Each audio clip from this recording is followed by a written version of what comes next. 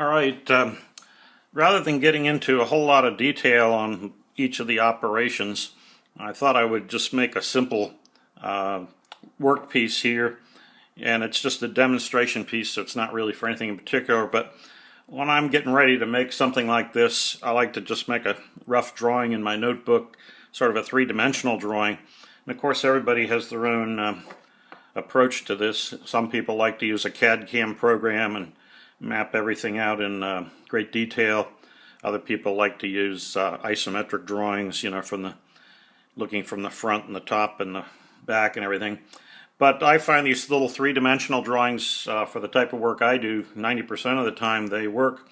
And if I need more detail, I'll use a simple CAD program such as DeltaCAD, which I like. Just it's inexpensive and very easy to use.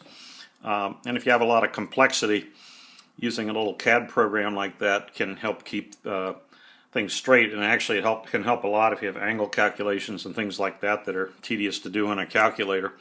But this thing is so simple that I don't need much, so I've just indicated all the dimensions are inches. I'm going to start out with a 3/4 inch diameter workpiece, which is 0.750, turn it down to 725. I'm going to turn this piece down to 1/2 inch, drill and tap a 1/4 inch hole, 1/4 by 20.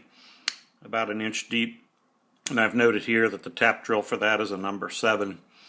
And so that's it. This is called a shoulder here, where we come up to from this small diameter to the larger diameter. So this demonstrates quite a few operations, and then when we're all done we'll cut it off with a cutoff tool.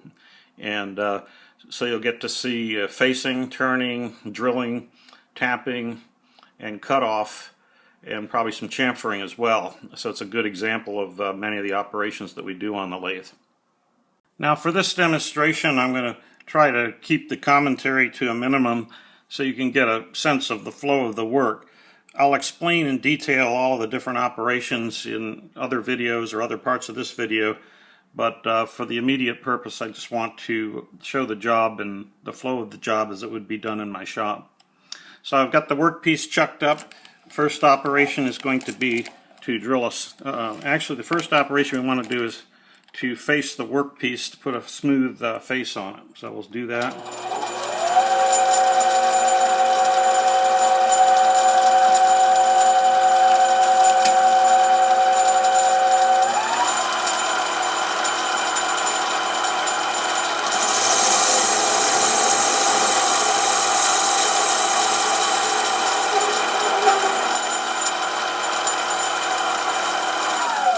Next we're going to come in with a center drill, which is a starter drill for the hole that we're going to drill, later drill for the tapping operation.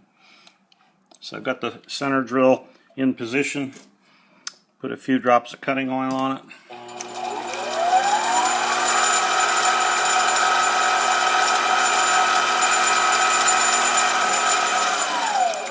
Alright, that gives me my starter hole. I'm going to swing the tailstock back out of the way here. Put in my number 7 tap drill. I look on a chart to determine that that's the proper size drill for a 1/4 20 thread, which is what we're going to use here. Alright, I've got that in place. Put a couple of drops of cutting fluid on it.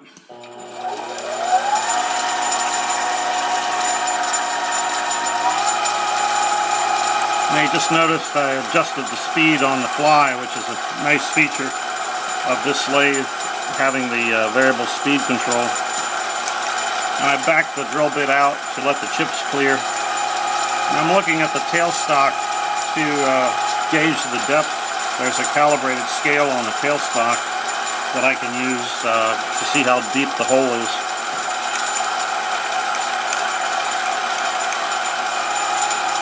And I want it about an inch deep, but I'm backing it out periodically to clear the chips out. This table I'm working on is my hydraulic table, which is pretty sturdy, but it's not as stable as I would normally like for this operation. So if you see a little bit of wobble, that's why. Alright, so my tailstock scale tells me that I'm now going in an inch. So I'm going to take the drill bit out of the way and clear it out for the next operation. Now I have a 1/4 tap mounted in the tailstock chuck.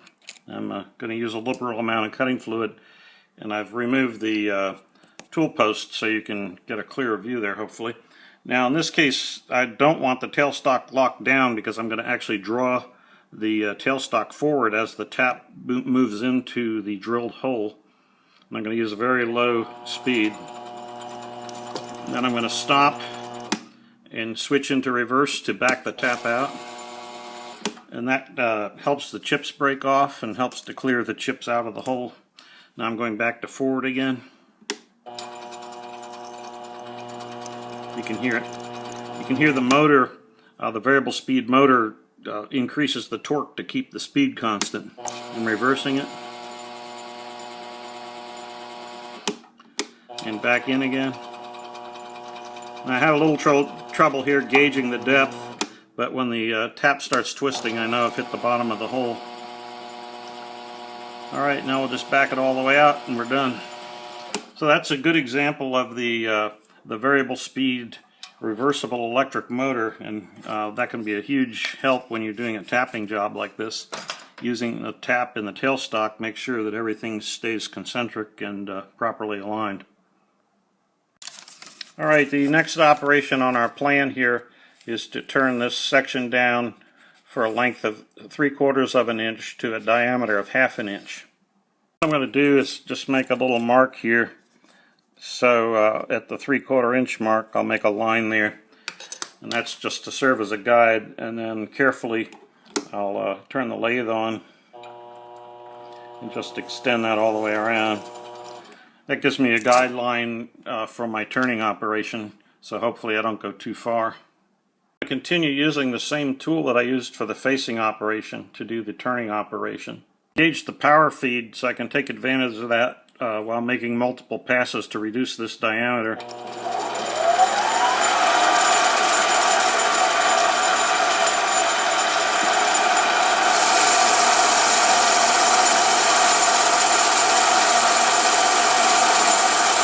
And I'm going to stop short of my mark. I'll come up to that mark later.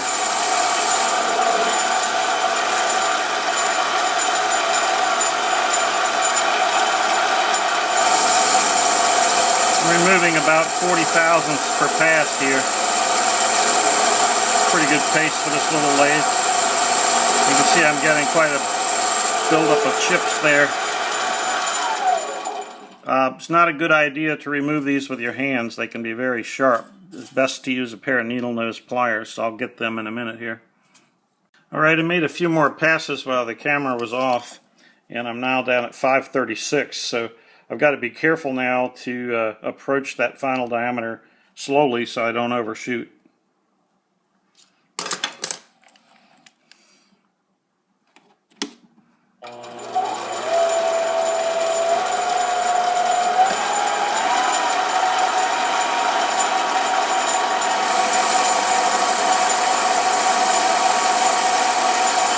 I'm taking off about 10 thousandths now. I'm getting a smoother cut because it's doing less work. And I'm going to take off another 10.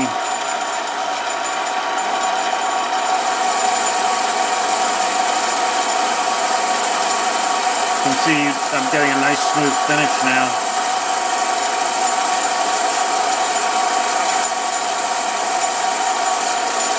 At this point I'm going to withdraw the tool before I back it off so I don't leave make a spiral cut on the way back. Alright, I'm at 516 now, so I'm going to just probably take one final cut here of about 8 thousandths. Well, I think I'll do it in 2 cuts. So this should be about 10 thousandths.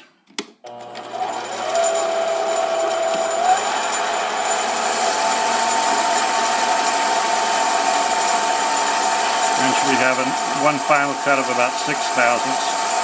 These last cuts are called finishing cuts, and you take off just small amounts of metal. Now I backed the tool up here, leaving a spiral cut, which I shouldn't have done, but I'm going to change my tactic just a little bit here. Let's check and see where we are.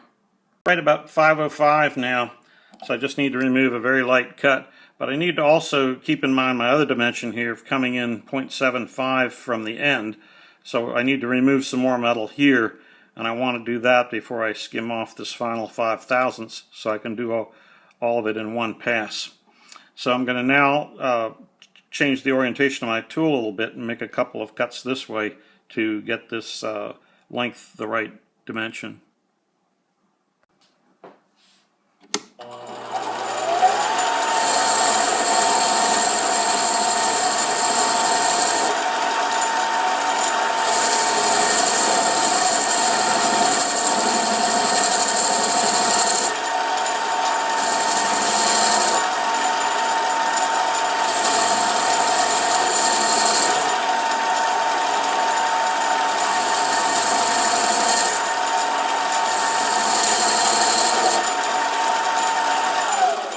Now I want to check my length. Remove just a little bit more.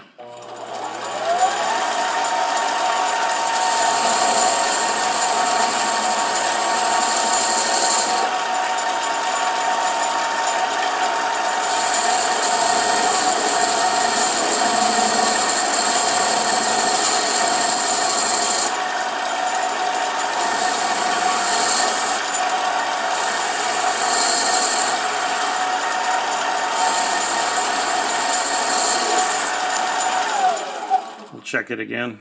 Just a little bit over on the length, about 764, where I wanted 750, but that's okay. Sorry. I can trim off just a little bit from this front end to clean that up, and that will give me my correct final length. So I'm now going to do just a shallow finishing cut to bring my diameter down to 0.500.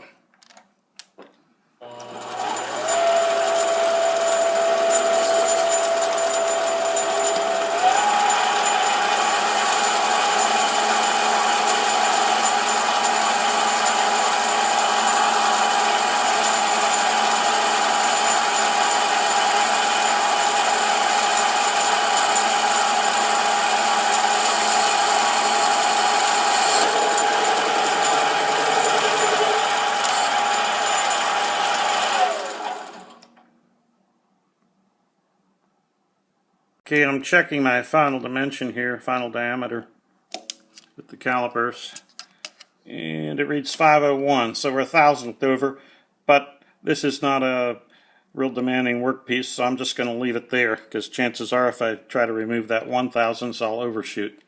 That's good enough for this job. Remember, we were just a little bit over on the length. I need to remove about 26 thousandths from the end here to bring it to spec.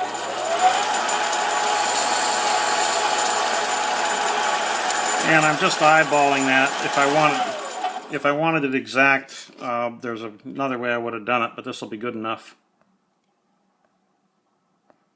I'll have the workpiece chucked. I want to make a light chamfering cut to remove that sharp edge. And that's all it takes. There we are so far. Now to do the other end, we need to flip the workpiece over in the chuck so we can work on the other end.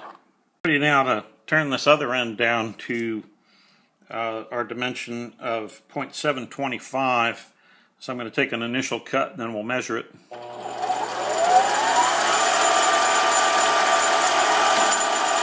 Using the power feed.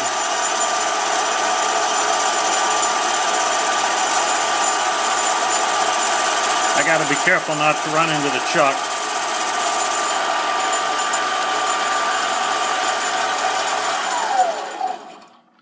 Alright, we'll take a measurement and see what we've got.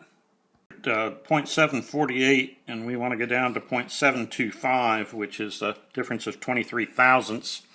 And since we're taking off twice as much on each pass as the dial indicates, I only want to take off 11 thousandths according to the dial.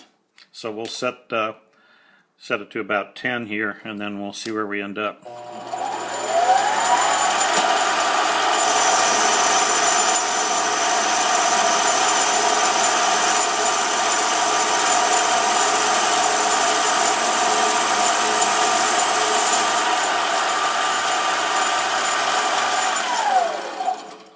actually overshot a little bit. It reads 721, and I didn't want to go below 725. I should not have taken as deep a cut as I did, but I'm going to go ahead and take a finishing cut of just 1/1000th to get a nice clean surface.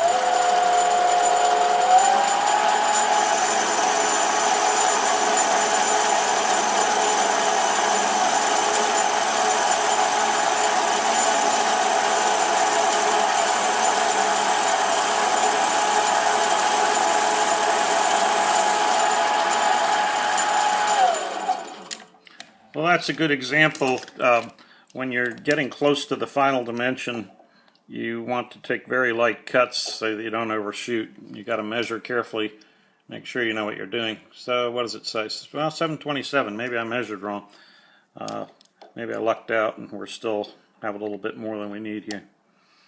That would be more consistent with what I thought I was doing. Yeah, we do. It looks like we're about 728. So in fact, I took a erroneous measurement, I guess, and I can now take off just a little more and hopefully end up right where we want to be. So let's try that.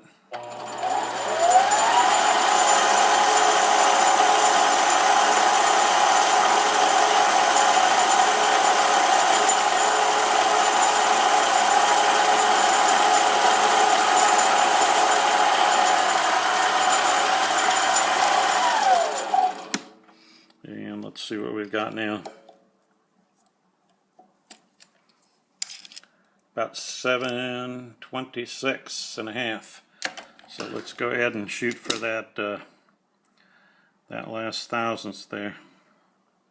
See if we can get it.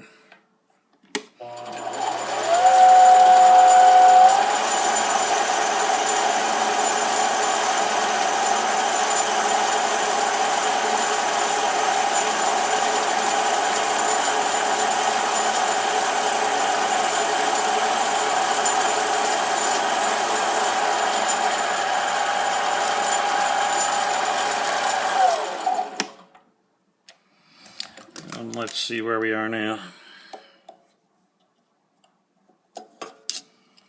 Alright, 725.5, and our target was 725.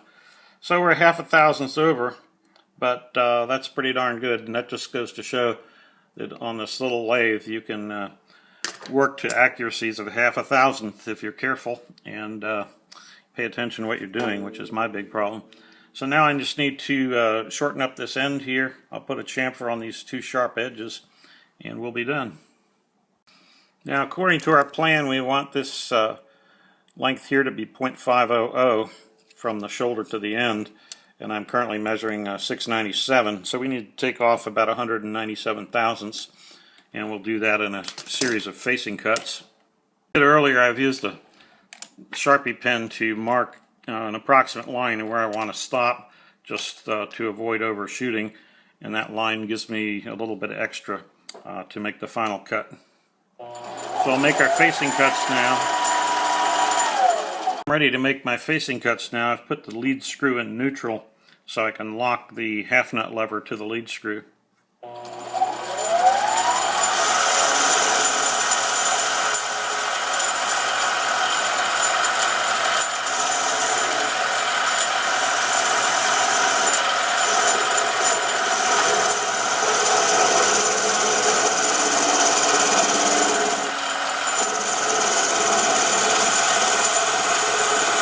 Took a little bit too deep a bite there, so I had to back off a little bit.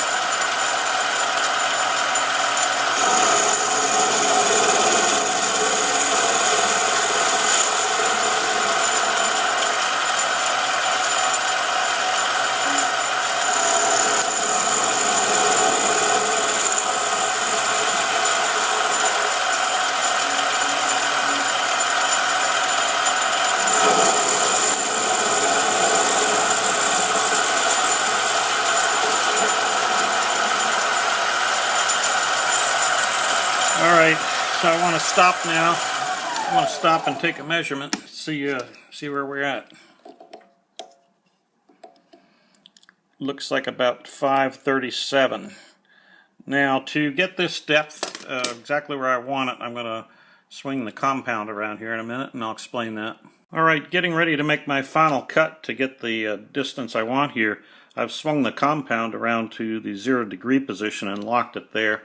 The reason I've done that is now the dimensions that I read off of the compound lead screw are going to represent the exact depth that I'm cutting. So we'll zero it. I'll bring the tip of the tool up flush against the workpiece, and then I'll zero the dial on the compound feed. Alright, and now I can read my depth directly off of the compound feed dial. So it's, I don't know if I can get to it here, but it's set to 0, and we can read that in and take off the exact amount we needed. Okay, so we'll lock the carriage down, and away we go.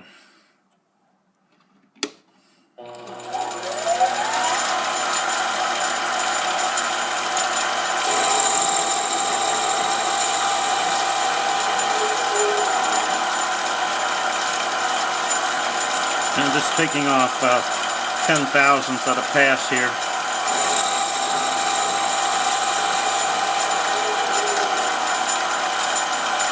And I'm going to stop and check once more just to make sure I'm on track.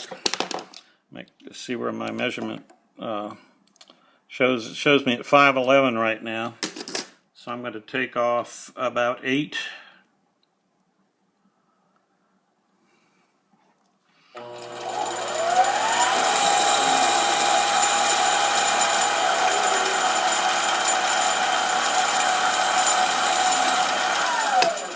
Check once more,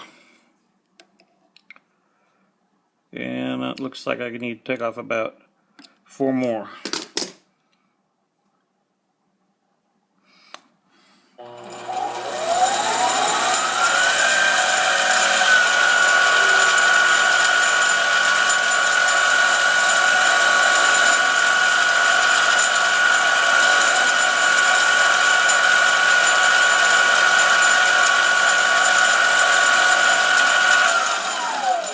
I used a higher speed for that final finishing cut just to give me a nice clean face on there. And let's check once again. And we're at 499 and about 499. So we're very close, maybe a little bit under. I'm reading about 500, but I got another reading that showed a little bit less than that. So, but that's good. We're where we want to be. Now we'll make one chamfering cut and I think we'll be done.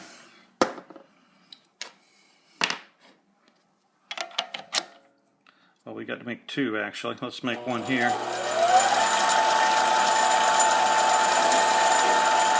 Okay, we've got 1 there. The other one I want to make is right here on this inside face, but I can't get to it easily from this angle with this particular tool. I have tools that I have ground that would reach in there and do the job, but for this workpiece I think I'll just flip it around and do it the easy way. Got my workpiece flipped around. I just come in and touch that edge to put a chamfer on it, and we're done. So let's take it out and see how it looks. So we've got our 1/4 thread there, nicely chamfered edges all around. Dimensions should be pretty close to our diagram, and let's bring it down here by our diagram and see if it looks anything like what we started out with. So you can see my crude little drawing isn't great, but it gave me all the information I needed to make this part. It ends up looking at least a little bit like the drawing. So that's it. The chips are not flying. I wanted to give you a little closer look at this piece, and I think as you can see, for an inexpensive lathe, and I was not working to a great level of precision. You know, if I'd been really concerned about doing the best possible job, I wouldn't be trying to do a video of it at the same time. But even with that going on, we came out pretty close. Let's check our dimension here, and it's a 1/2 thousandth over, which is pretty close to what we wanted. That's really good for this little lathe, and this was supposed to be 725, and it's 724.5 it looks like. And our overall length was supposed to be 1.25, and it's actually 1.26, but I could adjust that by taking a little facing cut off the end and remove 10 thousandths and get that exact if I wanted to. And let's check this one. That should have been 500, and it's actually 491. But there again, I've got a little room. I could adjust that if I needed to. Well, that wraps it up for our little part that we made. And we got a chance to see a lot of the basic lathe operations, including facing and cutting a thread using a tap, doing some chamfering, turning operations using the power feed, and so forth. And that gives you some idea what you can do with the mini lathe.